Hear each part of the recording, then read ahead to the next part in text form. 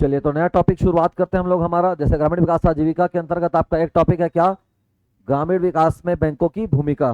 ठीक है, योजनाओं के क्रियान्वयन में बैंकों की भूमिका, ये लिखा हुआ है। तो जो योजनाएं हमने पढ़ा या जो योजनाएं हमने अभी तक समझा जाना, उन योजनाओं का क्या एग्जीक्यूशन है, उन योजनाओं का क्या भूमिका है। ठीक है, तो ग्रामीण विकास बोल रहे हैं कि जो रूरल डेवलपमेंट है, उस रूरल डेवलपमेंट में बैंक किस प्रकार का अपना कॉन्ट्रीब्यूशन निभाते हैं, बैंकों का रोल क्या होता है, बैंकों की भूमिका क्या होती है, हम उसके बारे में बात करेंगे।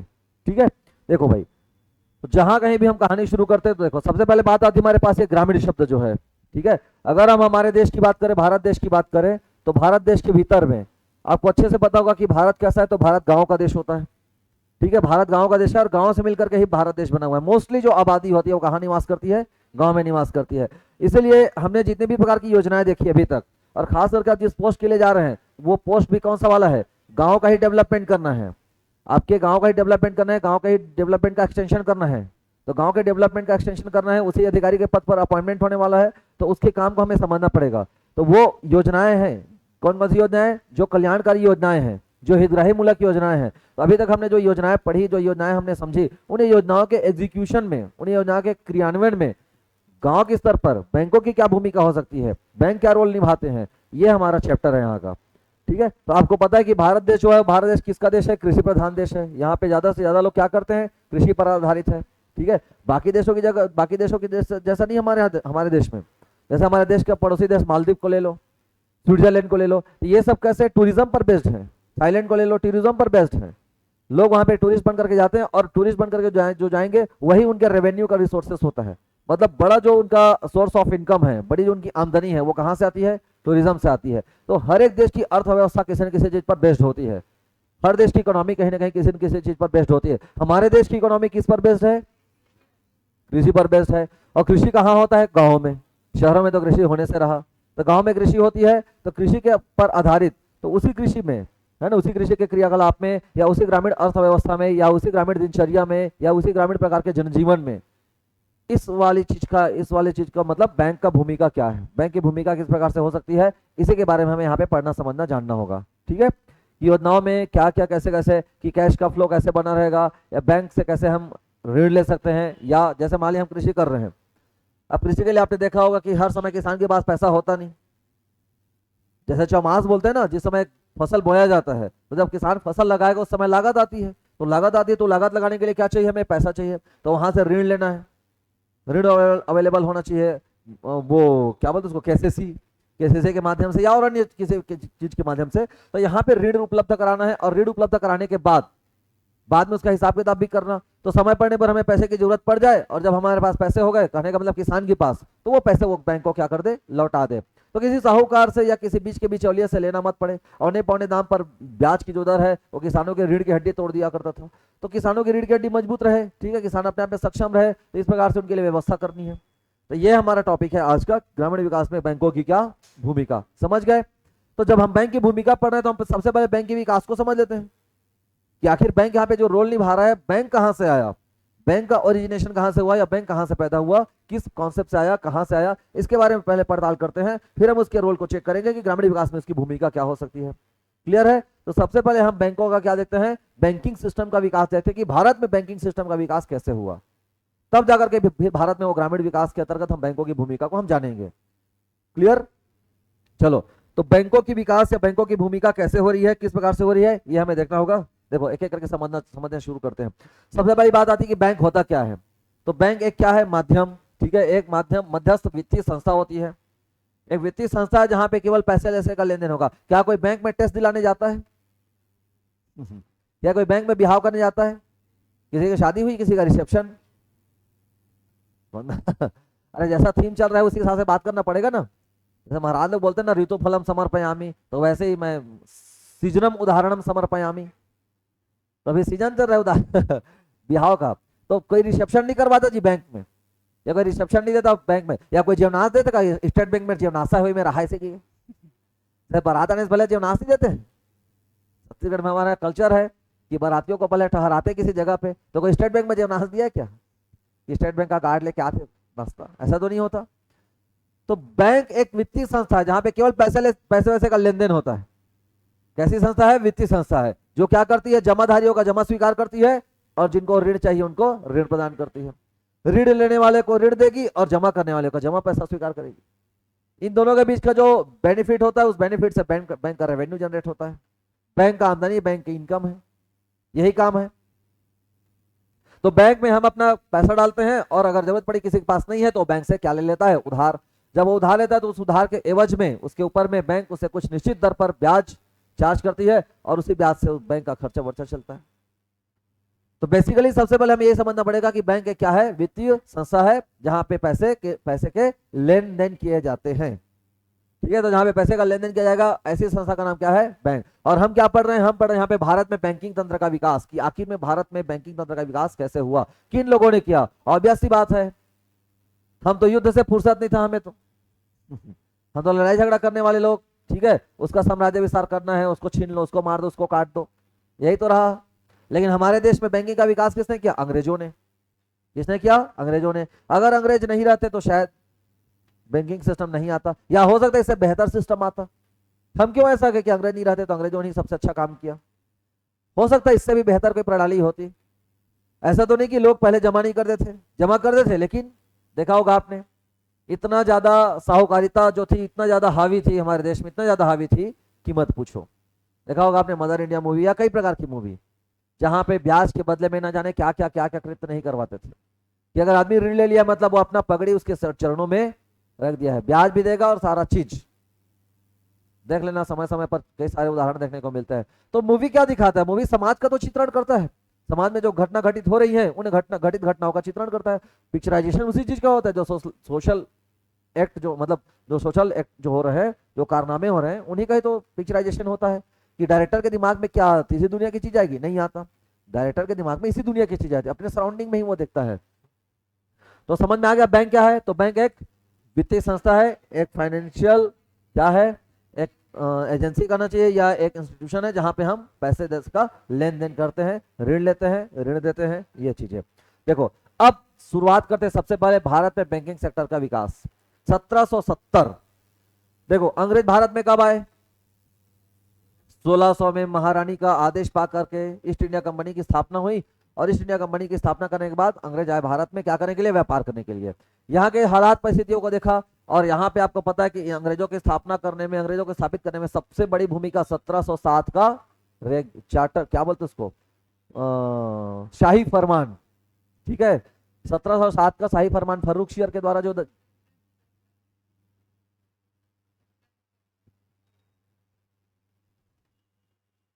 1707 में रेगुलेटिंग एक्ट आ गया था। 17 है, एक सेकंड रुक जाओ, 1717 एक बार क्रॉस चेक करना, तो चेक करो शाही फरमान, फर्रुखशियर का शाही फरमान कब था, 1717 की 1707 है, चेक करो जल्दी थोड़ा सा।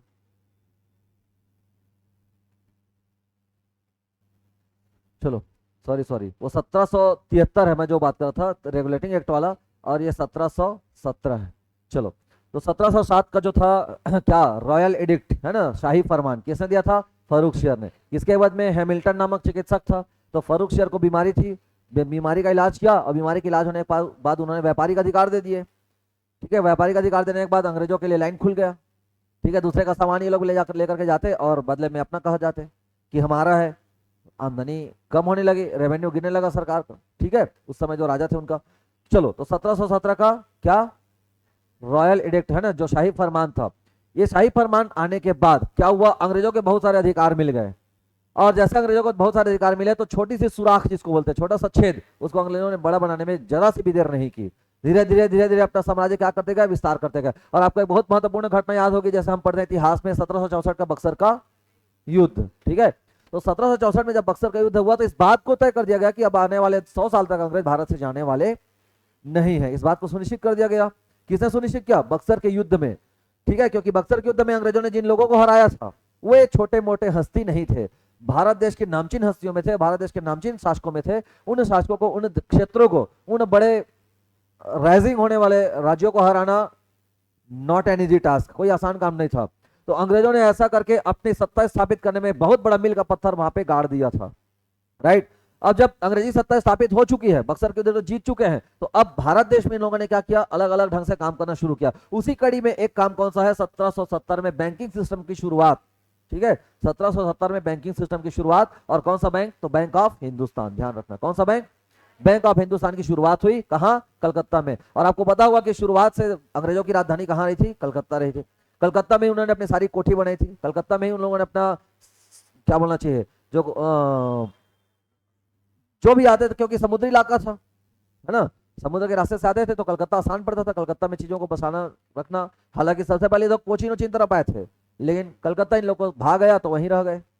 बाद में तो राजधानी को ट्रांसफर करेंगे ना भाई, पहले तो अंग्रेजों की राजधानी कलकत्ता ही हुआ करती थी। ठीक है, देखना आज भी कलकत्ता में इतने बड़े बड़े मोन्यूमेंट्स हैं, इतने बड़े बड़े स्मारक हैं, इतने बड़े बड़े बिल्डिंग्स हैं, अभी भी अंग्रेजों के द्वारा बनाए गए, क्योंकि इन्होंने कलकत्ता को बहुत डेवलप किया था। खुद रहते थे तो बंगाल को डेवलप किए थे, और बंगाल के चक्कर में अवध को बफर स्टेट बना करके रखते थे, ताकि बंगाल को कोई खतरा मत हो, अगर कोई आक्रमणकारी आया तो अवध तक रुक जाए, अवध में ही लड़ते थे, अवध में ही सब कुछ करते थे, बंगाल को सुरक्षित रखते थे। बफर स्टेट की नीति पढ़े हो ना। चलो, इसको कहा जाता है भारत का पहला बैंक। लेकिन इसमें पैसा, इसका मैनेजमेंट, इसका टोटल कंट्रोल किसके पास था, यूरोपियों के पास। किसके पास था, यूरोपीय अर्थात अंग्रेज के पास। तो यहाँ पे यूरोपियन बैंकिंग प्रणाली थी, रहने को भारत का पहला बैंक है, लेकिन इसमें बैंकिंग का जो सिस्टम था वो भारत के अकॉर्डिंग नहीं था, इंडियन के हिसाब से नहीं था, ये किसके अकॉर्डिंग था, यूरोपियन के अकॉर्डिंग था। यूरोपियन कहने का मतलब भारत देश में केवल केवल अंग्रेज व्यापार करने नहीं आए थे, और भी लोग आए थे, पुर्तगाली आए थे, डचेस आए थे, सब आए थे ना। तो वहां पे यूरोप में जो सिस्टम चलता था वही सिस्टम इस बैंकिंग प्रणाली में चलता था। समझ में आ रही बात, मतलब अभी तक हमारे देश में कोई मुद्रा उद्रा का प्रचलन शुरू नहीं हुआ है, ध्यान रखना, हमारे देश की कोई करेंसी वरेंसी नहीं बनी है। वो तो राजा महाराजा अपने अपने क्षेत्र के भीतर में जो जो विनिमय का माध्यम चलाते थे वही चलता था। मराठे लोग कुछ चला रहे हैं, दक्षिण के शासक कुछ चला रहे हैं, जिनको जो चलाना है वो चला रहे हैं अपने हिसाब से। अभी तक वैसा कोई मुद्रा नहीं है, और मुद्रा विनिमय का माध्यम भी नहीं था। तो उस समय विनिमय का माध्यम वस्तु हुआ करते थे, जिसके घर में दाल हो रहा है वो किसी को उससे दाल दे दे, बदले में चावल ले ले। समझ में आ रहा है, वस्तु विनिमय ऐसा चलता था। तो भारत का पहला बैंक कौन सा था, बैंक ऑफ हिंदुस्तान। किसने स्थापित किया था, अंग्रेजों ने। ठीक है, इसकी प्रणाली क्या थी, अंग्रेजी वाली। अब इसके बाद जैसे जैसे आपने देखा होगा, पानी नहीं है क्या, पानी ला दिया करो। चलो, अब समझना कहानी को। ठीक है, यहां से तो बैंक ऑफ हिंदुस्तान स्थापित हुआ, और मैंने आपको बताया कि यहाँ पे अंग्रेजों की सत्ता स्थापित हो चुकी है। बक्सर के युद्ध अंग्रेजों ने जीत लिया है। जब बक्सर के युद्ध अंग्रेजों ने जीत लिया, अंग्रेजी सत्ता स्थापित हो चुकी है, अब यहाँ पे इन्होंने क्या किया, अलग अलग प्रेसिडेंसी बनाना शुरू किया, 3 बड़े रीजन में। कहां कहां, मद्रास, बंगाल। प्रेसिडेंसी मतलब समझ रहे हो ना, जहां पे भाई अंग्रेजों के अधिकार जो थे बढ़ते गए, गवर्नर जनरल आते गए, उनके अधिकार क्षेत्र में विस्तार करते गए। ये बड़ी लंबी कहानी है, मैं गवर्नर जनरल, वायसराय और ये सब चीज को नहीं छेड़ रहा हूं, लेकिन समझ देना कि अंग्रेजों की शक्ति विस्तारित हो रही है, और विस्तारित होने के बाद धीरे धीरे पूरे हिंदुस्तान को क्या करते जा रहे हैं, इंक्रोच करते जा रहे हैं। उसी कड़ी में इन्होंने क्या बनाया था, प्रेसिडेंसी बनाया था, अलग अलग रीजन में। समझ में आ रहा है, प्रेसिडेंसी नहीं समझ रहे हो तो भी समझो। ठीक है, तो अलग अलग जगह पे प्रेसिडेंसी बनाई इन्होंने, जहां जहां पे मेन प्रेसिडेंसी थी, उन मेन प्रेसिडेंसी में एक प्रेसिडेंसी थी कौन, बंगाल, एक प्रेसिडेंसी थी कौन, मुंबई। ठीक है, ये एक प्रेसिडेंसी बॉम्बे, उस समय मुंबई नहीं था, और एक प्रेसिडेंसी थी मद्रास। ठीक है, उस समय मद्रास था, चेन्नई नहीं था, ध्यान रखना ये चीजें।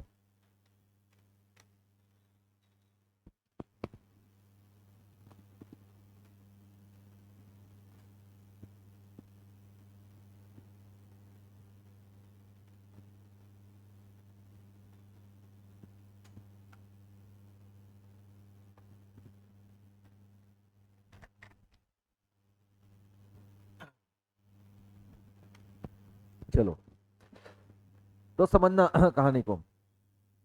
अब यहाँ पे हम जो दौर की बात कर रहे हैं, तो प्रेसिडेंसी तो पहले स्थापित हो गया। प्रेसिडेंसी पहले स्थापित होने के बाद अब इन जगहों पे ये जो बैंक ऑफ हिंदुस्तान था कौन सा, बैंक ऑफ हिंदुस्तान, जो 1770 में स्थापित किया गया था, इस बैंक ऑफ हिंदुस्तान को और एक्सटेंड किया गया, मतलब बैंकिंग प्रणाली को भारत में और विस्तारित किया गया। कहां तक, 3 प्रेसिडेंसी तक। ये तो कलकत्ता में बना है, ठीक है, तो कलकत्ता के अलावा भी और जगह पे बैंकिंग सेक्टर की क्या की गई, शुरुआत की गई। तो 1806 में कहा, बैंक ऑफ बंगाल खोला इन्होंने। फिर अगली कड़ी में कुछ सालों बाद 1840 तो 1840 में कहाँ चले गए, बॉम्बे। तो 1840 में बैंक ऑफ बॉम्बे, ठीक है, बैंक ऑफ बॉम्बे की स्थापना हुई। और 1843 में बैंक ऑफ मद्रास। तो तीन प्रेसिडेंसी में इन्होंने तीन प्रकार के, तीन जगह पे नए नए बैंक स्थापित किए। एक बैंक स्थापित किया इन्होंने कब, तो 1806 में। एक बैंक स्थापित किया इन्होंने कब, 1840 में। और एक बैंक इन्होंने स्थापित किया 1843 में। ये तीन टाइम पर तीन बैंक इन्होंने स्थापित किया। कहां कहां, मद्रास, सॉरी, क्रमशः बंगाल, बॉम्बे और मद्रास।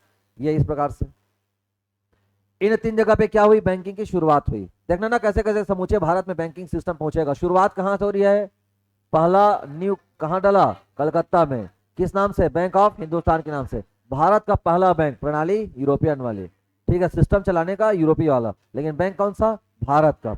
ये था। तो 6, 40 और 43, ठीक है, ये तीन जगह पे क्या हुआ, बैंकिंग सिस्टम की शुरुआत हुई। अब धीरे से इसको और एक्सपेंड किया गया, धीरे से क्या किया गया, एक्सपेंड किया गया। देखो इन तीनों को जब आपस में मिलाए, ठीक है, तीनों को, तो bank of Bengal, bank of Mumbai या बॉम्बे, समझो यार एक ही बात है, या बैंक ऑफ मद्रास, इन तीनों को मिलाकर के प्रेसिडेंसी बैंक कहा गया। क्या कहा गया, प्रेसिडेंसी बैंक। क्या कहा गया, प्रेसिडेंसी बैंक। तीनों को मिलाकर मिलाने के बाद, ठीक है, bank of Bengal, bank of Bombay या बैंक ऑफ मद्रास, इन तीनों को एक साथ कंबाइंड मिलर में कहा गया प्रेसिडेंसी बैंक, एक साथ, ठीक है। कौन सा बैंक, प्रेसिडेंसी बैंक। फिर कालांतर में कुछ समय के बाद इसी प्रेसिडेंसी बैंक को, ठीक है, प्रेसिडेंसी बैंक बना। इसी प्रेसिडेंसी बैंक को 1921 के आते आते, देख लो एकदम लास्ट लास्ट का टाइम आ रहा है, असहयोग आंदोलन का समय है, तो 1921 के आसपास इसी प्रेसिडेंसी बैंक को नाम दे दिया गया, कौन सा, इंपीरियल बैंक। समझ रहे हो। सबसे पहले आया bank of Hindustan. Bank of Hindustan के बाद तीन और बैंक स्थापित किया गया। 1806 में बैंक ऑफ बंगाल, 1840 में बैंक ऑफ बॉम्बे, 1843 में बैंक ऑफ मद्रास। इन तीनों बैंक को आपस में मर्ज किया गया। मर्ज करने का मतलब एक किया गया, एकीकरण। और एकीकरण करने के बाद तीनों को एक साथ बोल दिया गया, क्या, प्रेसिडेंसी बैंक। क्यों, क्योंकि प्रेसिडेंसी के अंतर्गत बनाए गए थे। अंग्रेजों के जो प्रेसिडेंसी थे उस प्रेसिडेंसी के अंतर्गत बनाए गए थे। प्रेसिडेंसी समझ में आ रहा है ना। अंग्रेजों के रहने का स्थान समझ लो, मोटा मोटा, बाद में समझना इतिहास पढ़ने के समय, ठीक।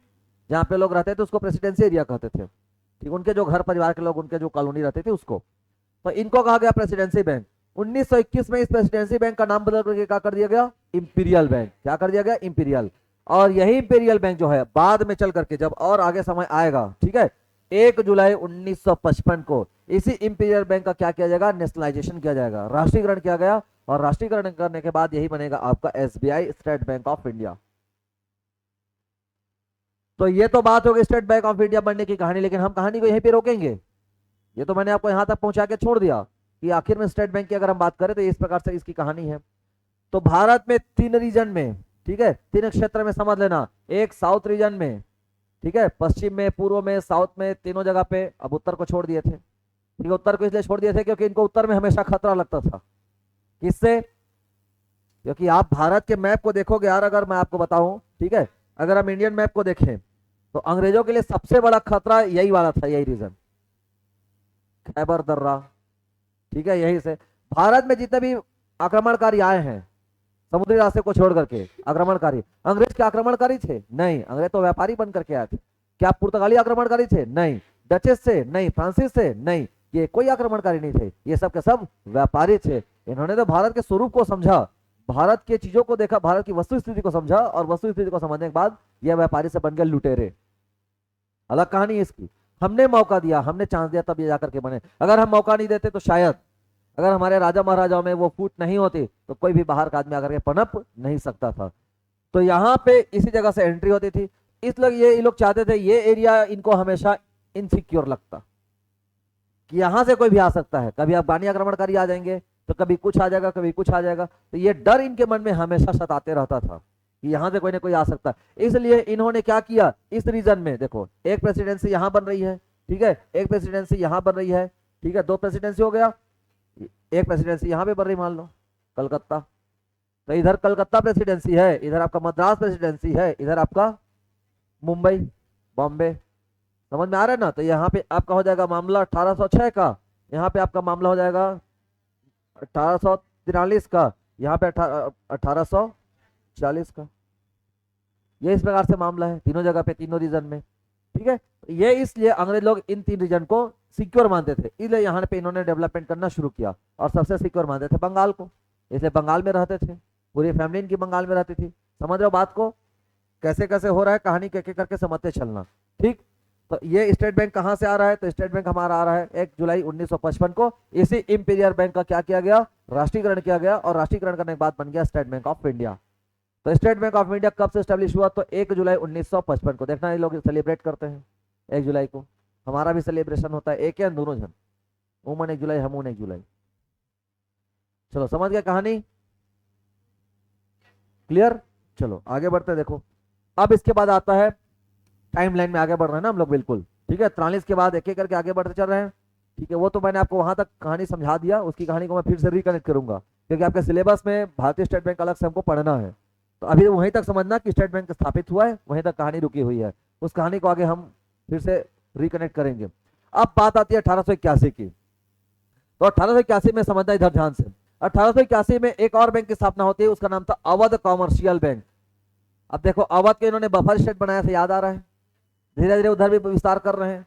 तो चलो भाई अवध में भी कुछ काम करते हैं, वो भी हमारा एक जगह है, तो अवध में भी कुछ काम करते हैं। तो अवध में बनाया इन्होंने क्या, अवध कॉमर्शियल बैंक। लेकिन ये इनके द्वारा नहीं बनाया गया था, लेकिन अंग्रेजों के प्रश्न के बिना कुछ हो नहीं सकता था, क्योंकि भारत देश में इन्होंने तो पूरा ऐसा जमाया हुआ था कि अंग्रेज जैसा बोलेंगे वैसा ही होगा, कभी प्रत्यक्ष तौर पर कभी अप्रत्यक्ष तौर पर, जहां जैसा चाहते थे वैसा ही होता था। किसी जगह पे किसी काम में इनका डायरेक्टली इन्वॉल्वमेंट रहता था, और किसी जगह पे इनडायरेक्टली इन्वॉल्वमेंट रहता था, बट इन्वॉल्वमेंट तो था। अब देखना यहाँ पे अवध कॉमर्शियल बैंक जो बना ना 1881 में, ठीक है, ये 1881 में भारतीयों द्वारा संचालित पहला बैंक था। अब कहीं ना कहीं भारतीयों को अपने थोड़े क्या बोलना चाहिए, थोड़ा इनका भी बाजुएं खुली थी। 1857 की क्रांति हुई थी, और 1857 की क्रांति में भले ही भारतीयों की हार हुई थी, भले ही बेचारा बहादुर शाह जफर को भेज दिए थे कहीं पे भी ठीक है, भले ही सब कुछ हुआ था, क्रांति का नेता घोषित कर दिए थे बेचारे को झोरसौनी, तो जैसा भी होता, लेकिन कहीं ना कहीं अब अंग्रेजों की वो कहानी नहीं थी, वो स्थिति नहीं थी। अब भारत के लोगों के, भारतीय लोगों के मन में भी जो विचारधारा है, आजादी की जो विचारधारा है, गुलामी की जो गुलाम होने का जो एहसास है, वो होना शुरू हो चुका था। क्योंकि महज 4 साल बाद कांग्रेस की स्थापना हो जाएगी 1885 में। तो कांग्रेस की स्थापना इस बात को दर्शाती है कि कहीं ना कहीं अब भारतीय लोग गुलामी की दास्तां से ऊपर होना चाह रहे हैं, गुलामी की दास्तां से जो जकड़े हुए थे उस जंजीरों को तोड़ना चाह रहे हैं, ये एहसास होना शुरू हो चुका था। भारतीय राष्ट्रीय कांग्रेस की स्थापना कहीं ना कहीं सुगबुगाहट, कहीं ना कहीं वो धुआं उठना शुरू हो गया था, कहीं ना कहीं आग सुलग चुकी थी। ये उसी समय की बात है, कब की, 1881 की। कौन सा बैंक, अवध कॉमर्शियल। तो जो हमने 1770 में कॉमर्स बैंक ऑफ हिंदुस्तान देखा, वो भारत का पहला बैंक कहलाता है, लेकिन वो चलाने, वो सारा चीज किनका था, अंग्रेजों का, यूरोपियों का। ये भारतीयों द्वारा संचालित पहला बैंक था, ठीक है, क्योंकि इसमें पूंजी जो थी वो किनकी लगी थी, भारतीयों की ही लगी थी। तो इसमें समस्त पूंजी निवेश सॉरी पीएनबी में लगेगा, ठीक है। भारत का, भारतीयों के द्वारा संचालित पहला बैंक था, लेकिन पूंजी इसमें विदेशी था। अगेन एक स्टेप अभी और बचा है, सॉरी, ठीक है, एक स्टेप अभी और बचा है। तो एक तो है पूर्णतः यूरोपी, नाम बस हिंदुस्तान। दूसरा नंबर थोड़ा सा आगे बढ़े, ठीक है, भारतीयों ने स्थापित किया, लेकिन इन्वेस्टमेंट किसका, अंग्रेजों का। अब आगे बढ़ते इसके बाद फिर आता है आपका यहाँ पे Punjab national bank 1894। Punjab national bank ये पूर्णतः स्वदेशी बैंक था, इसमें पूंजी भी भारतीयों की और सिस्टम भी भारतीयों का। ये है भारतीय पंजाब नेशनल बैंक, ध्यान रखना, पीएनबी बहुत पुराना बैंक है, पंजाब नेशनल बैंक, ठीक है। एसबीआई तो अभी अभी कहे जी, देख लो ऐसे सोचोगे तो। पंजाब नेशनल बैंक 1894 में स्टैब्लिश हो चुका था, और एसबीआई को बोलोगे तो 1955 में हो रहा है, 60 साल बड़े। लेकिन पीएनबी को देखोगे तो अभी भी मरहा खुरहा, किसी भी पंजाब नेशनल बैंक को देख करके फीलिंग नहीं आती, ना जाने इनका सिस्टम क्या है। उन्हीं के आगे हम देखोगे बाकी जैसे नए नए बैंकिंग सेक्टर वाले आईसीआईसीआई, एचडीएफसी को देखोगे तो चकाचक, उनके एम्प्लॉय भी चकाचक रहते। मतलब देखिए पंजाब नेशनल बैंक वाले, हाँ जब तो माछी वहां लेके उड़िया, ऐसा बैंकिंग सिस्टम रहता है। पंजाब नेशनल बैंक देखना, यहाँ पे है किसी का खाता, इक्का दुक्का होगा, कोई है पंजाब नेशनल बैंक के अकाउंट होल्डर, देख लो एक को जन नहीं। और यहाँ पे देखना एसबीआई के, देखे क्यों, ऐसा क्यों, काव में हीरा जड़े है एसबीआई में, क्या हीरा जड़ा है, हैं? मेरा ही बस नहीं है, बाकी सबका है, क्योंकि उससे घटिया बैंक नहीं है। में आ रहा है ना, एसबीआई से घटिया बैंक नहीं। भाई बैंक वहां ऐसा बैंक होना चाहिए जो बैंक आपके घर तक आए, तब बैंकिंग का मजा है। हमारा बैंक हमारे घर तक आता है।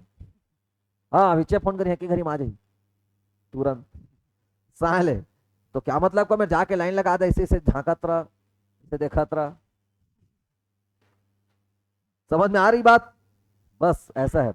इसलिए बैंकिंग सिस्टम अब थोड़ा अलग टाइप का हो चुका है। चलो तो ध्यान रखना, तीन बैंक की बात आएगी। एक 1770 में बैंक ऑफ हिंदुस्तान, दूसरा 1881 में Awadh commercial bank, bank of Hindustan नाम बस भारतीय, बाकी तमाम चीज विदेशी। 1893 सॉरी 1881 वाला अवध कॉमर्शियल बैंक भारतीय बैंक है, भारतीयों के द्वारा संचालित था, लेकिन पैसा। फिर आया 1894 का पंजाब नेशनल बैंक, बैंक भी भारतीय, नाम भी भारतीय, पैसा भी भारतीय। इसलिए बोला जाता है पंजाब नेशनल बैंक को पहला पूर्णतः स्वदेशी बैंक। कौन? Punjab national bank. समझ गए? एक एक करके टाइमलाइन पे हम आगे बढ़ रहे हैं, ये यहाँ की कहानी है। अब बात आती है 1935 की। बिफोर 1955, 1955 में जाने से पहले बात आती है किसकी? 1935 की। 1 अप्रैल 1935, ठीक है, बहुत बड़ा सुधार हुआ था। आपको पता है कि भारत शासन अधिनियम आया था, याद आ रहा है? भारत शासन अधिनियम क्यों आया? क्योंकि हमने कई तांडव किया था। तांडव नंबर 1 होम रूल, तांडव नंबर 2 असहयोग आंदोलन, तांडव नंबर 3 सविनय अवज्ञा। संसार के कर्म को करके बैठ गए। समझ में आ रहा है ना? चुप राशि खा के भी बैठ गए, असहयोग आंदोलन। समझ में आ रहा है? कुछ उगाते लहोका थे ना गुर्रा थे, सविनय अवज्ञा आंदोलन। समझ में आ रहा है ना? तो ऐसा कर करके हमने अलग अलग टाइम पे अलग अलग मुहिम चलाया। उन मुहिम्स का, उन जो मुहिम हमारे द्वारा चलाया गया, उन इनिशिएटिव का परिणाम था कि भारत के क्षेत्र में अलग अलग अलग सुधारात्मक और विकासात्मक कार्य देखने को मिला बाय द अंग्रेजों के द्वारा, क्योंकि हमारी मांग लगातार उठ रही थी। भारतीय राष्ट्रीय कांग्रेस के नेता लगातार लगातार एक के बाद एक बैक टू बैक कुछ ना कुछ चीजें, कुछ ना कुछ इनिशिएट करते जा रहे थे, कुछ ना कुछ जैकपॉट फोड़ ही रहे थे, ऐसा था। उसी कड़ी में 1935 का जो भारत शासन अधिनियम था वो आया, और भारत में बैंकिंग प्रणाली में भी सुधार हुआ। तो भारत में बैंकिंग प्रणाली की सुधार कैसे हुई? कि एक रेगुलेटिंग बैंकिंग सेक्टर की स्थापना करना। बोले एक रेगुलेटिंग बैंकिंग सेक्टर की स्थापना हो, जो सारे बैंकों की क्या कर सके, जो सारे बैंकों को रेगुलेट कर सके। तो reserve bank of India RBI की क्या हुई? स्थापना हुई। ठीक है, किसकी स्थापना हुई? आरबीआई की। तो रिजर्व बैंक ऑफ इंडिया की स्थापना कब हुई है? 1 अप्रैल 1935। किसके तहत? आरबीआई एक्ट 1935 के तहत। ठीक है, किसके तहत? आरबीआई एक्ट 1935 के तहत। सॉरी 34। एक बात और थी, एक सेकंड रुकना।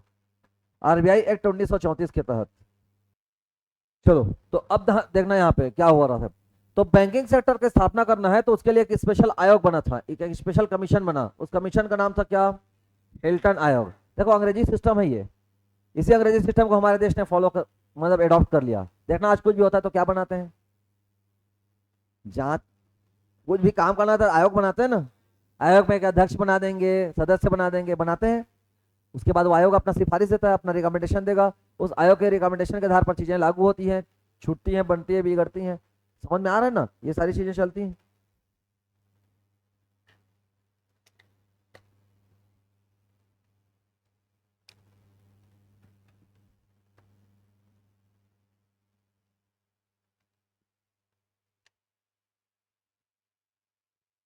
तो ये कौन से आयोग की सिफारिश पर था? हिल्टन यंग आयोग।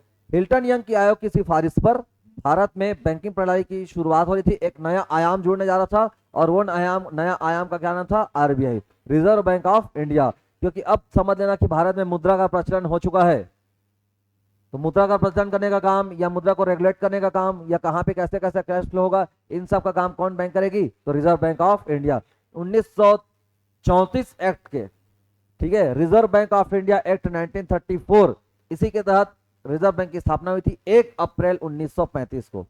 ठीक है, अभी अभी इसका बर्थडे निकला है, समझ लो 1 महीना पहले। आज मजदूर दिवस है, बासी खा के आए हो? अच्छा जाके खा, हाँ, अरे खा के आना चाहिए ना। अच्छा सूझ जाते? मेरे रहते कैसे सूझ सकते? जैसे क्या बोलते उसको,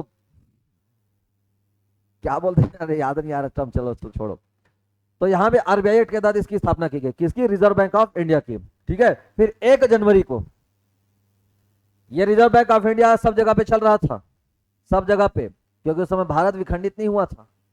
1 जनवरी 1949 को जब हमारा देश आजाद हुआ, तो आजाद होने के बाद हमने इसका क्या कर दिया, नेशनलाइजेशन कर दिया, राष्ट्रीयकरण कर दिया। अब बैंकों के राष्ट्रीयकरण करने के अपने उद्देश्य होते हैं, किसी भी बैंक का राष्ट्रीयकरण किया जाता है तो राष्ट्रीयकरण करने के अपने उद्देश्य हैं, और उन उद्देश्यों को लेकर के राष्ट्रीयकरण किया जाता है। ठीक है, तो बैंकों का भी राष्ट्रीयकरण किया गया आरबीआई का 1 जनवरी 1949 को। तो स्थापना हुआ कब, 1935, और नेशनलाइजेशन हुआ कब, 1949। कब, 1 जनवरी, और इधर 1 अप्रैल।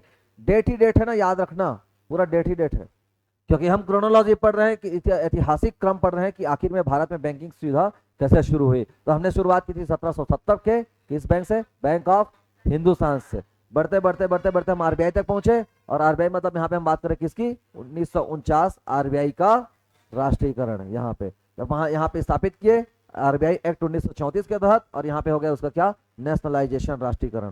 फिर बात आती है किसका, 1 जुलाई 1955 का, जो हमने इंपीरियल बैंक बना रखा था।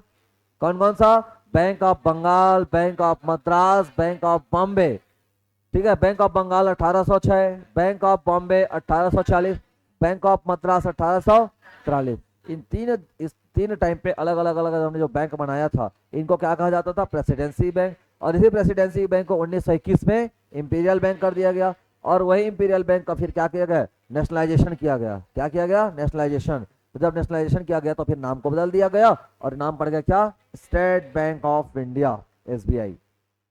ठीक है, स्टेट बैंक ऑफ इंडिया। ये पूरा क्रोनोलॉजी हमारा चल रहा है।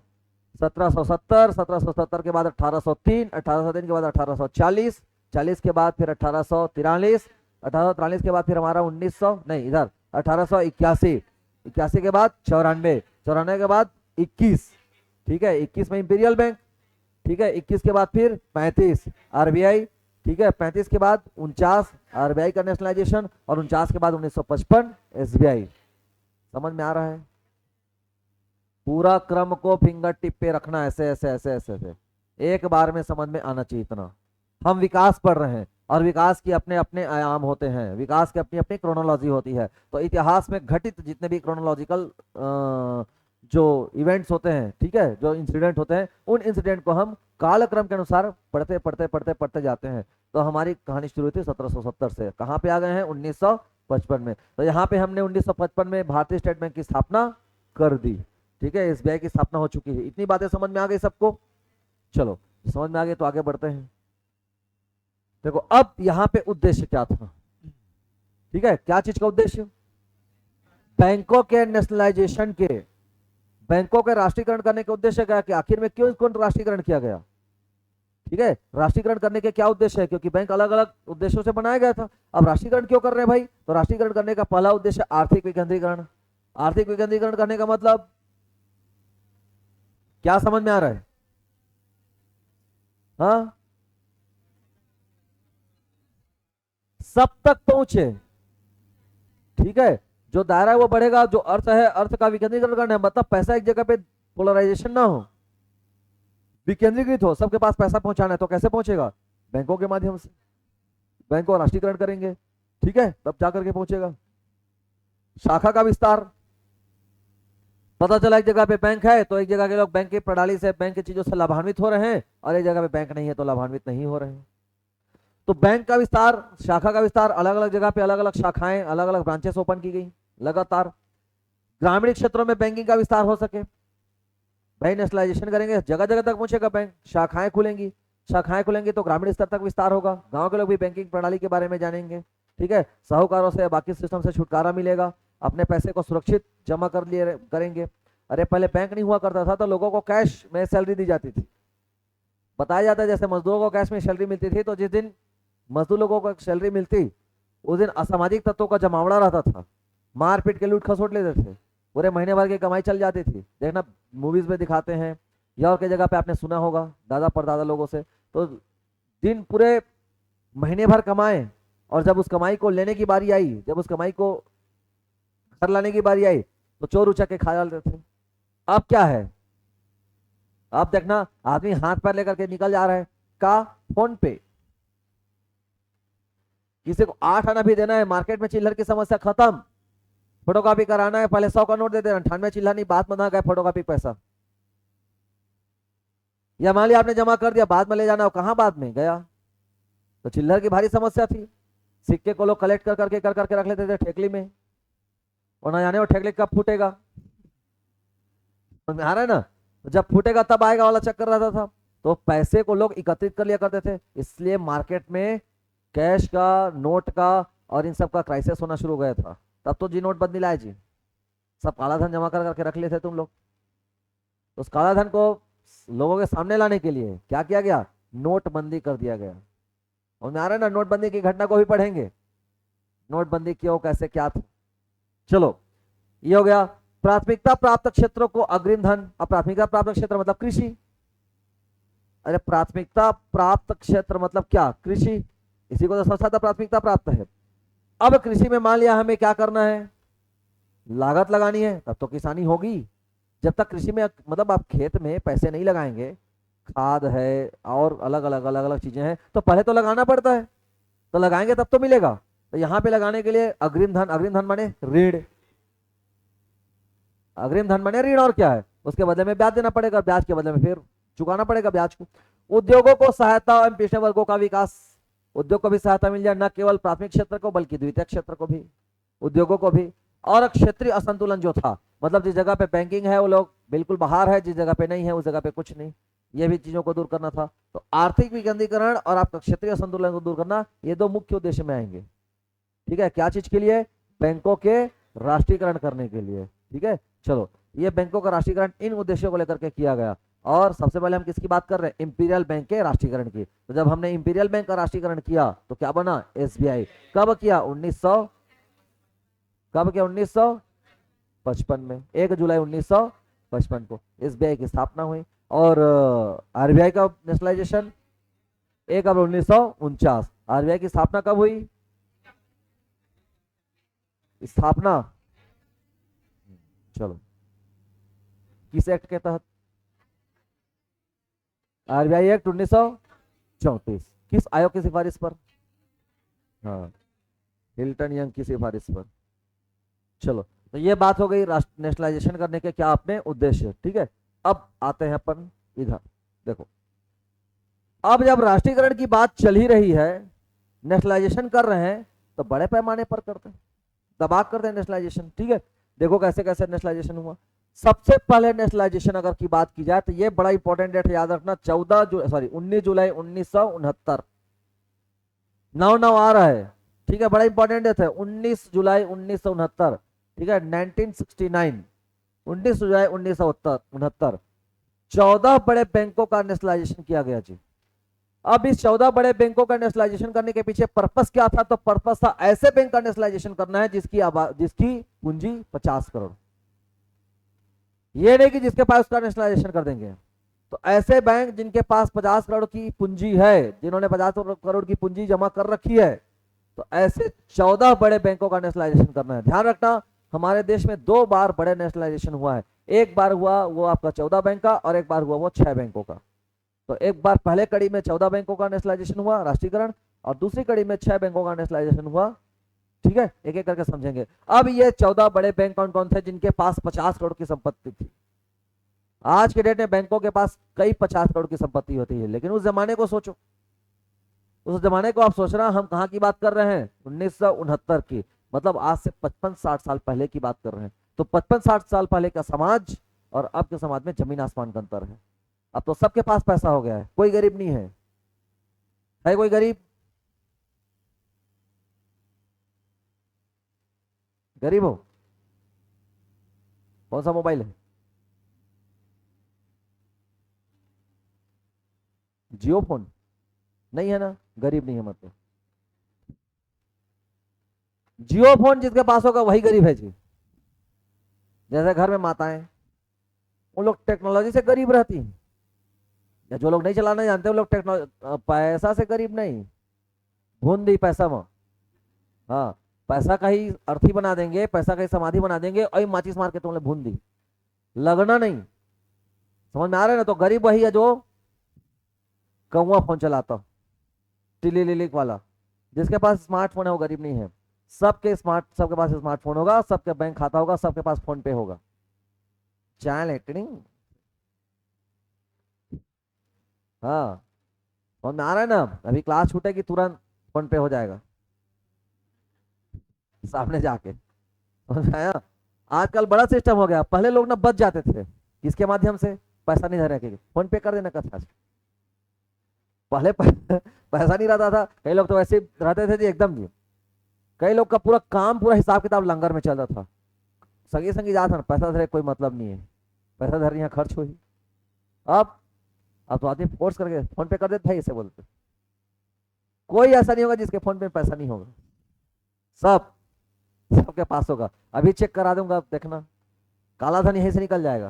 फोकट में मोदी जी परेशान, तुम मन धरे होकर कौन काला धन ला।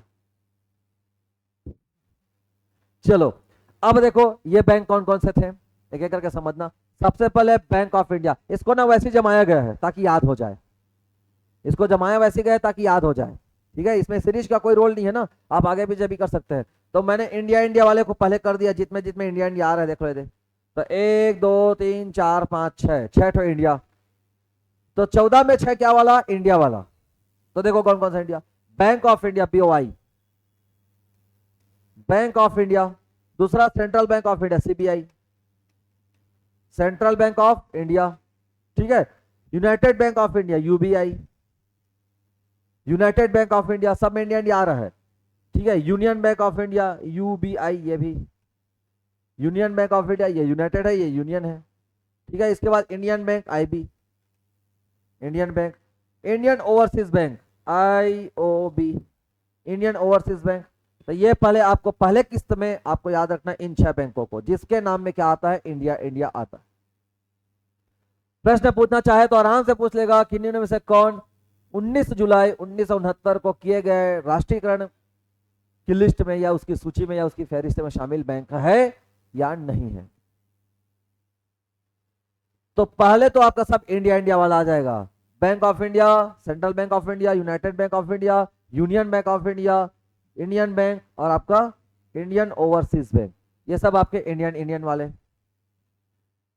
फिर आ जाएगा आपका सिंडिकेट बैंक, ये थोड़ा उटपटांग है, तो 2 बैंक को अलग से रखना, सिंडिकेट बैंक और देना बैंक, ये 2 को अलग रखना। सिंडिकेट बैंक और देना बैंक, ये कहाँ गया देना, ये इतने को जी 4 ठो को, ये सिंडिकेट, ये इतने को 4 को अलग रखना। नहीं नहीं, ये 4, ये 4 को अलग रखना। आइडिया बता रहा हूं ना कैसे याद करोगे। ये आपका इसने को अलग रखना है, ये 4। तो 6 और 4 कितने हो गए? 10। ये थोड़ा अलग नाम वाले हैं, तो 6 और 4 हो गए 10। उसके बाद फिर आपका जगह के नाम वाला, तो ऐसा बैंक जिसका नाम जगह के नाम पर हो, जैसे बैंक ऑफ मतलब पंजाब नेशनल बैंक, फिर आपका बैंक ऑफ बड़ौदा, फिर बैंक ऑफ महाराष्ट्र, और ये आपका इलाहाबाद।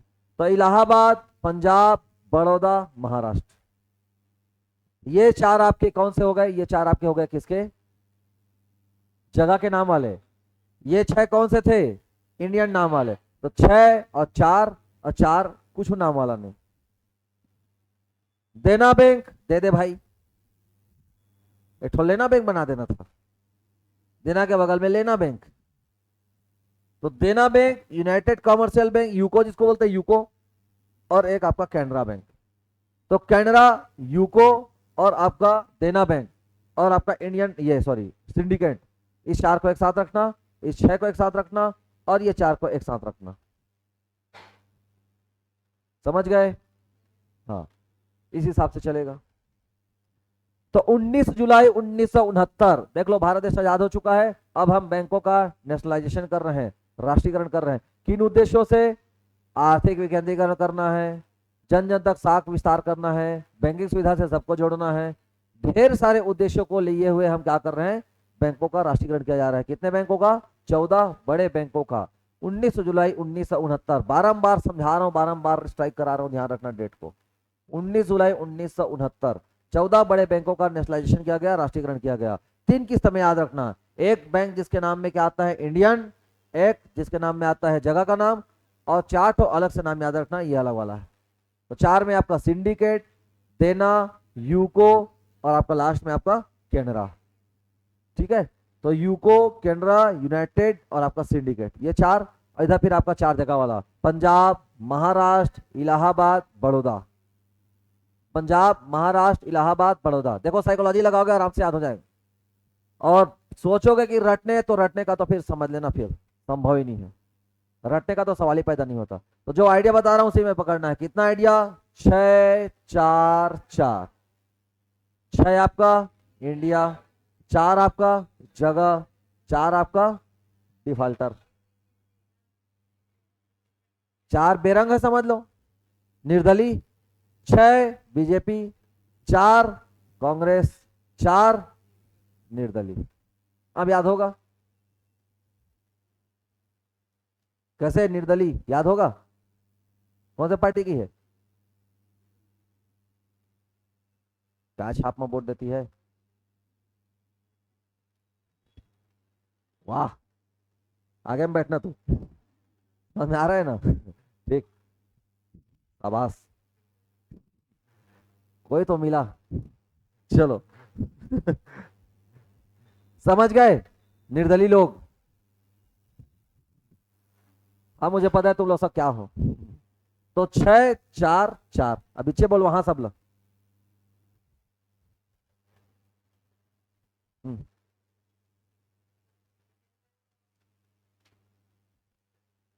नीचे नहीं हारना कभी, जब पूछो इधर सामने बोल। हाँ। हम्म। हम्म। इंटीरियर। हाँ, ले तो इंडिया को छोड़ के बाकी को बता दे, 8 तो बता। हम्म। हम्म।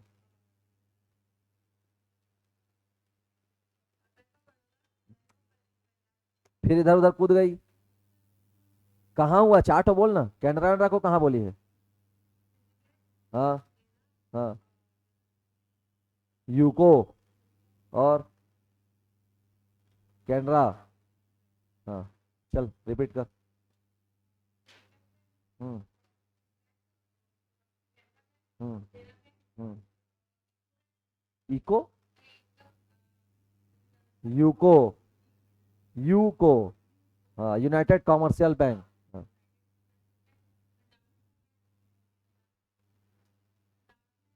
हम्म। हम्म। और श्राद्ध करने नहीं जाएगी? अस्थि विसर्जन करे। हाँ, अब ये प्रयागराज बैंक नहीं हुआ है, इलाहाबाद है, समझ में आ रहा है ना? उसको मत रायता फैला देना, प्रयागराज बैंक, समझ में आ रहा है ना? हाँ। हाँ जागृति चल, पूरा गिन दे। हम्म। हम्म। Overseas bank. हम्म। हाँ, सिंडिकेट। हाँ। हाँ। हाँ, यूको। ठीक, 10 तो हो गया, 4 और। हाँ। हाँ। हाँ, बहुत सुंदर, वेरी गुड। ठीक है, अब आता है टाइम किसका? 15 अप्रैल 1980 का। एक हमने देखा था कब? 1969। कब? 19 जुलाई। तो 9 9 मिला लेना, 9 19, इसमें भी 9, और 1969 दोनों में 9 9 है, तो जुलाई और 69। पहला 14 बड़े बैंकों का क्या? नेशनलाइजेशन। किस, कौन से बैंक का? जिसकी पूंजी कितनी थी? 50 करोड़ रुपए। ठीक है, जिनका कैपिटल कितना था? 50 करोड़। तो 50 करोड़ के कैपिटल वाले बैंकों का नेशनलाइजेशन किया गया। उद्देश्य हमने पढ़ लिया कि उद्देश्य हमने क्यों किया। अब यहाँ पे आती बात 1980 की, मतलब ठीक 11 साल बाद। ठीक है, 11 साल बाद, और डेट आता है 15 अप्रैल का। अच्छा, ये अप्रैल को क्यों चूज कर रहे हैं भाई? क्योंकि वित्तीय वर्ष यहीं से शुरू होता है, दिमाग लगा लेना।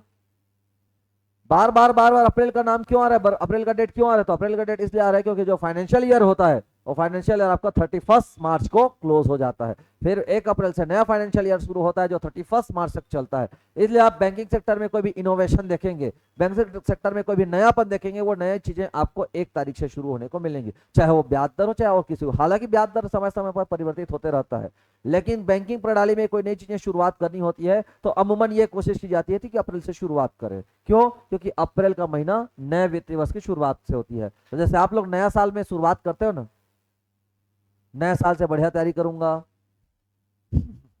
जो कि कभी नहीं होता। नए दिन से शुरुआत करूंगा, सोमवार से पढ़ना शुरू करूंगा, रविवार शनिवार है तब कम से कम घूम लेता, सोमवार आएगा तो पढ़ना शुरू करूंगा, कभी नहीं आए। नए महीने से शुरुआत करूंगा, आज देख लो, आज शुरुआत कर सकते हो मजदूर लोग।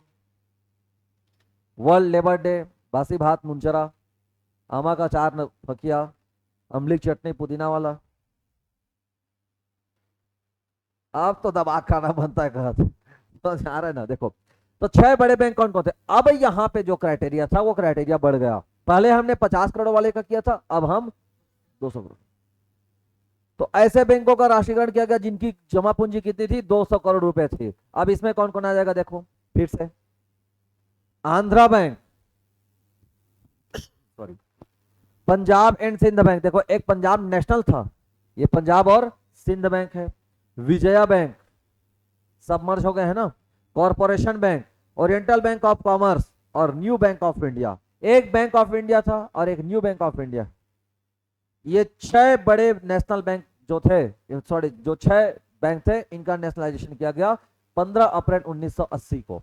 तो एक राष्ट्रीयकरण हुआ था 19 जुलाई 1969 और एक राष्ट्रीयकरण कर रहे हैं हम लोग कब, 15 अप्रैल 1980। समझ गए बात?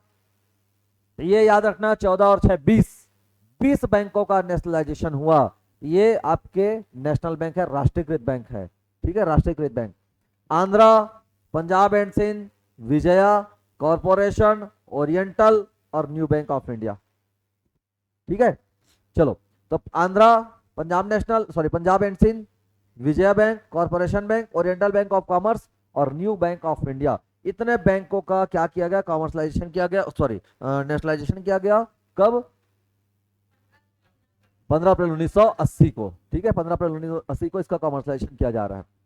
ये है, तो टोटल मिलाकर के अभी तक कितने हो गए हमारा, 20 बैंकों की संख्या हो गई जिसका हमने कॉमर्शलाइजेशन कर दिया। 20 बैंकों का कॉमर्शलाइजेशन हो रहा है जी। खटाखट चलाया करो पेन।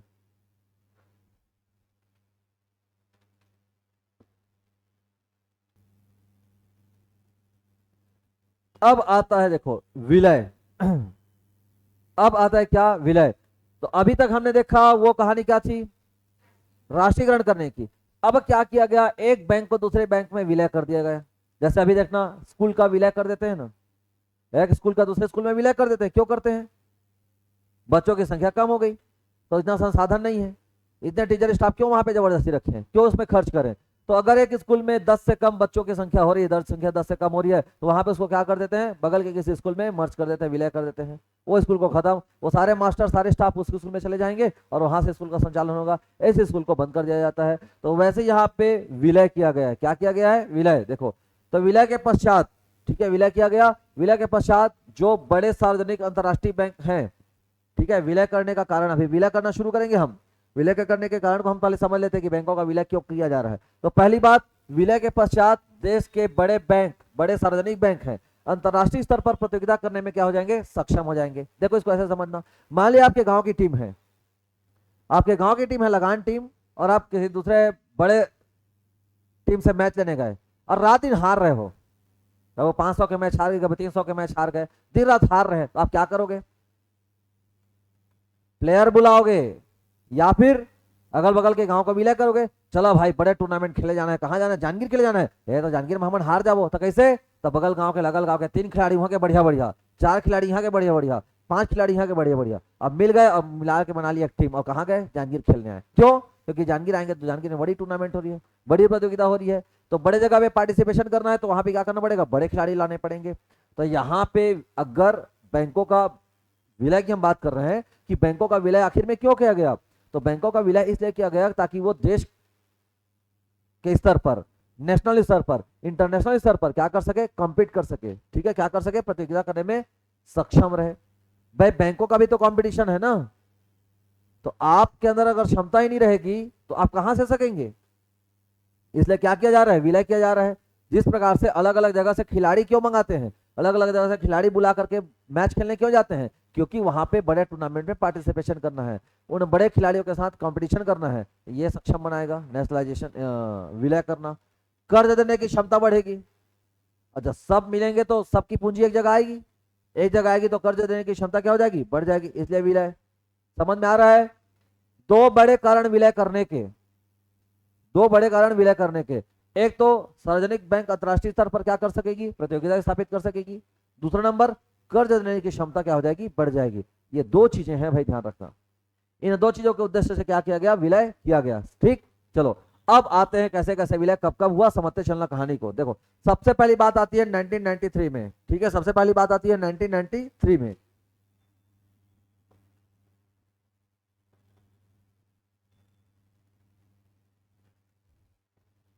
1993 में, 1993 में, 1993 में न्यू बैंक ऑफ इंडिया का विलय कर दिया गया, किसमें, पंजाब नेशनल बैंक में।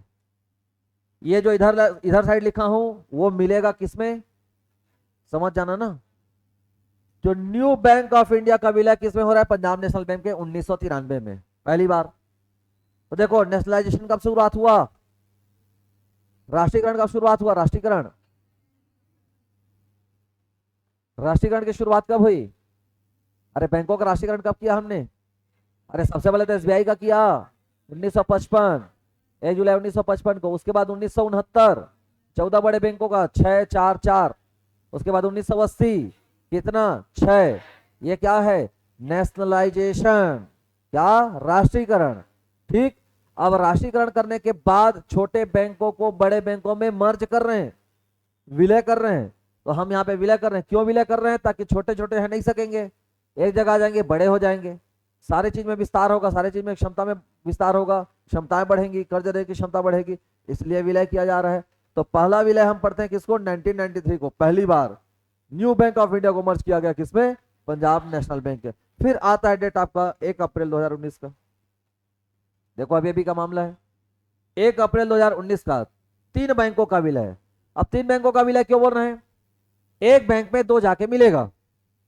ठीक है, एक बैंक में दो जाकर के मिलेगा। तो देना बैंक और विजया बैंक किसमें मिल गए, बैंक ऑफ बड़ौदा में। देना बैंक और विजया बैंक, ये दोनों बैंक, ठीक है, ये देना बैंक और ये विजया बैंक किसमें मिल गया, बैंक ऑफ बड़ौदा में। तो बैंक ऑफ बड़ौदा की ताकत और बढ़ गई, बैंक ऑफ बड़ौदा की शक्ति और बढ़ गई।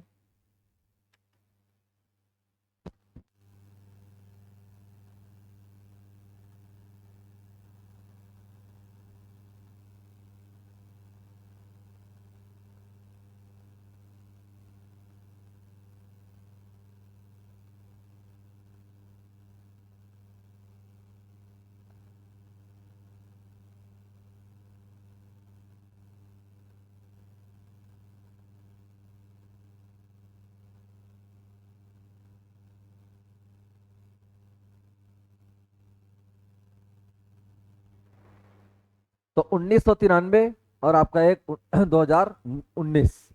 देखो यहाँ पे भी 9/9 का मामला है। जैसे हमने वहां पे देखा था ना, पहली बार राष्ट्रीयकरण में 19 जुलाई 1969, 9/9 का मामला है। तो यहाँ पे भी 9/9 का मामला है, 93 और इधर 19। तो 1 अप्रैल 2019 को 3 बैंकों का विलय। तो देना बैंक और विजया बैंक, इसको किसमें मर्ज कर दिया गया, बैंक ऑफ बड़ौदा में। तो सारे खाते सारी चीजें कहाँ चली गई, बैंक ऑफ बड़ौदा में। अब ना तो विजया बैंक है और ना ही देना बैंक। देखना यहाँ पे एक विजया बैंक खुला था, जहाँ पे ICICI है। तो ICICI जहाँ पे, वहां पे पहले विजया बैंक था, उसको मर्ज कर दिया कहाँ पे, बैंक ऑफ बड़ौदा में। समझ गए, 3 बैंकों का विलय हो रहा है। ठीक, अभी और देखते हैं। फिर आता है 1 अप्रैल 2020। घटना को बढ़िया से समझते चलना ना, 1993, 2019 और 2020, 3 घटना। वैसे ही आपका नेशनलाइजेशन में 2 घटना, नहीं 3। एक 1955 SBI का, फिर उसके बाद 1900, नहीं नहीं यार और पहले जा सकते, RBI को लोगे तो, हाँ 49, 35 में तो स्थापित हुआ था। हाँ, तो और पीछे जा सकते हैं, 49 हो गया, 55 हो गया, 1969 हो गया और 1900 फिर 80। ये 4 घटना किसके, राष्ट्रीयकरण करने के। ठीक है, और उसके बाद हम यहाँ पे देखना किसका, विलय करने का। तो विलय करने के लिए 3 घटनाक्रम, 3 टाइम याद रखना है। एक 1993, फिर 2019, फिर 2020। तो 19, 20, 93, 19, 20 और 93 याद रहेगा, दिमाग लगाते चलना। तो 1 अप्रैल 2020 10 बैंकों का विलय किया जाएगा। देखो अब 10 बैंक कौन कौन है। पहला, ओरिएंटल बैंक ऑफ कॉमर्स और यूनाइटेड बैंक ऑफ इंडिया का विलय कर दिया गया पंजाब नेशनल बैंक में।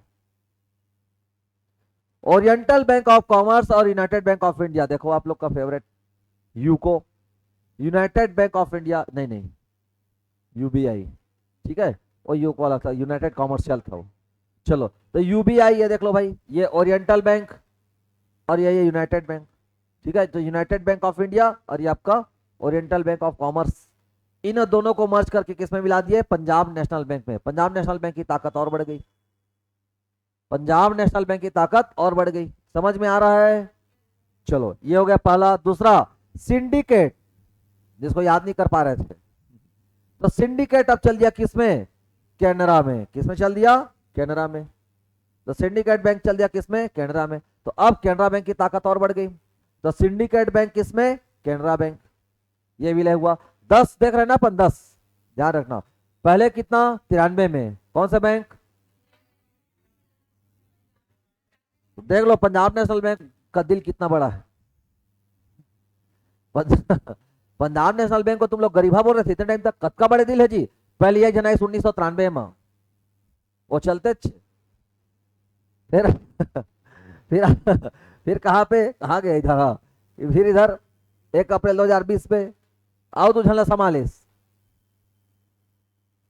रात वाली पहले से थी ही, ए मंझनिया ए बिहन्ना, समझ में आ रहा है ना, समझ गए, अब याद हो ही। तो ओरिएंटल बैंक ऑफ कॉमर्स और यूनाइटेड बैंक ऑफ इंडिया किसमें, पंजाब नेशनल बैंक। सिंडिकेट आ गया कैनरा में, यही याद करके जाओगे, आज बता दे रहा हूं, ठीक है। तीसरा, आंध्रा, ठीक है, आंध्रा कॉर्पोरेशन, देखना उधर डीडी प्लाजा में था कॉर्पोरेशन बैंक एक ठो, ठीक है। तो आंध्रा और कॉर्पोरेशन मिल गया किसमें, यूनियन बैंक ऑफ इंडिया में। किसमें मिल गया, यूनियन बैंक। अब यहां पे ध्यान रखना, ये यूनाइटेड है और ये यूनियन है। यूनियन में ऐसा यू बना रहता है, कहां गया इसका वो, ये देखो ये यू ऐसा वाला, ये यूनियन बैंक हमारे यहाँ नहीं है, चापा में है, हाँ ठीक है, यूनियन बैंक ऑफ इंडिया ये। तो देख लो आंध्रा और कॉर्पोरेशन ये दोनों मिल गए किसमें, अरे यूनियन बैंक में। याद होगा, करना पड़ेगा। फिर आ जाता है आपका इलाहाबाद। अब नाम बदल दीजिए मोदी जी।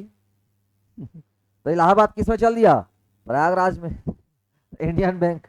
इलाहाबाद बैंक किसमें चल दिया, इंडियन बैंक में ये।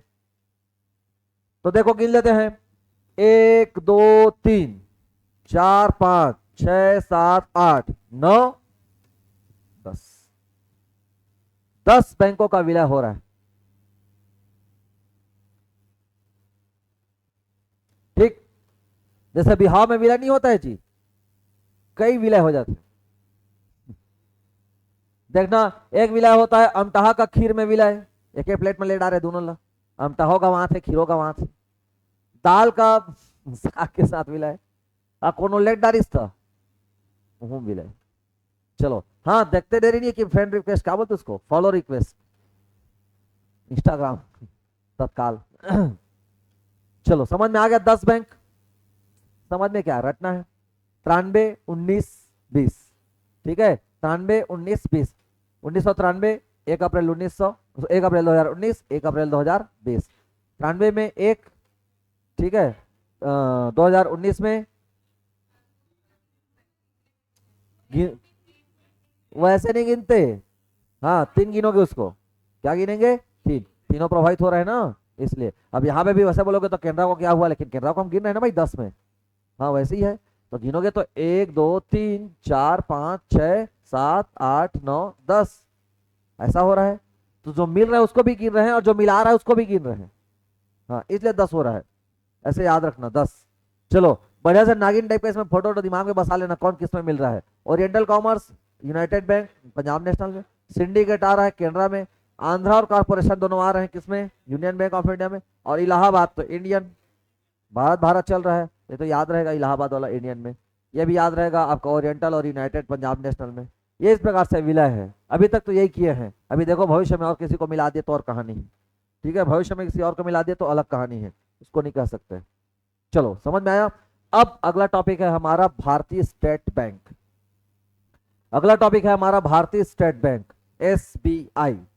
तो देखो भाई, एसबीआई के इतिहास को अगर हम उठा करके देखें तो हम फिर वहीं जाएंगे, कहां? 1770 से।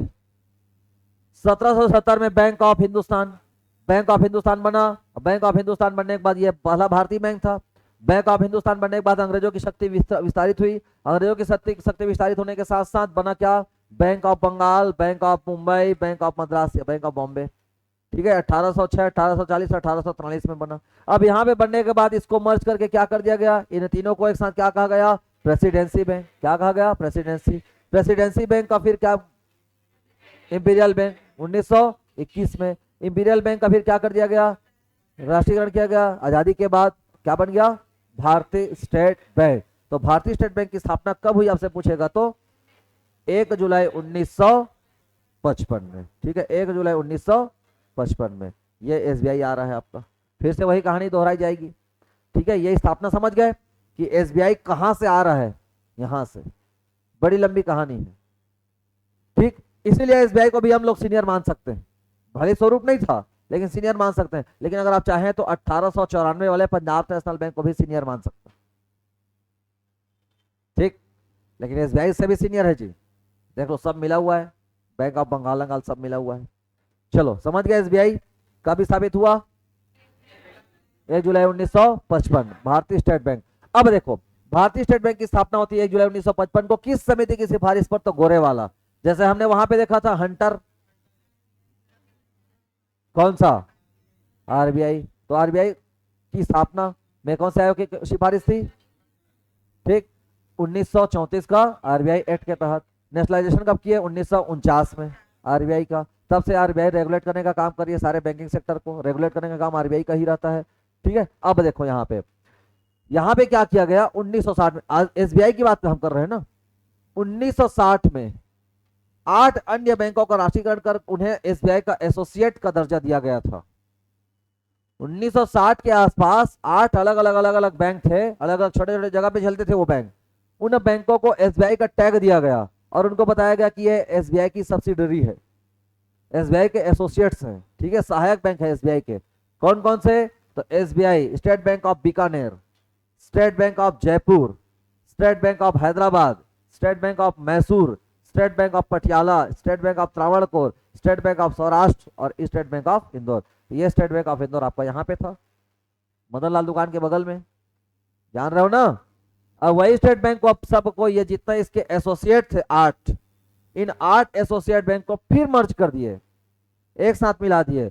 एसबीआई का कोई भी सहायक बैंक नहीं है, इसलिए एसबीआई देश का सबसे बड़ा और सबसे ज्यादा शाखा वाला बैंक है, भारतीय स्टेट बैंक।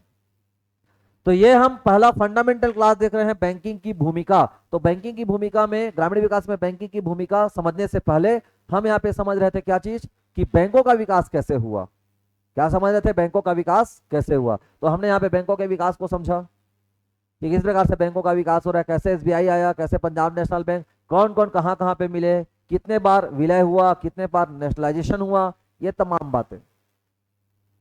तो bank of sorry state bank of Bikaner, state bank of Jaipur, state bank of Hyderabad, Mysore, Patiala, Travancore, Saurashtra, Indore, ये सब इसके एसोसिएट से। 8 एसोसिएट थे किसके? भारतीय स्टेट बैंक के। अब ये नहीं है, सब खत्म कर दिया गया है। न त्रावणकोर है, न इंदौर है, न हैदराबाद है, न मसूर है, मैसूर है, न कुछ है, न मौसी, न बटकर, न चना, न मटर। सब क्या बन गए जी? चाट। सब क्या बन गया? चाट। समझ गए?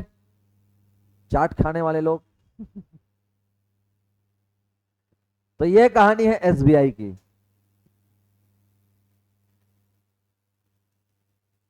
ठीक, चलो यहीं तक है, अभी बाकी देखेंगे फिर नेक्स्ट क्लास में।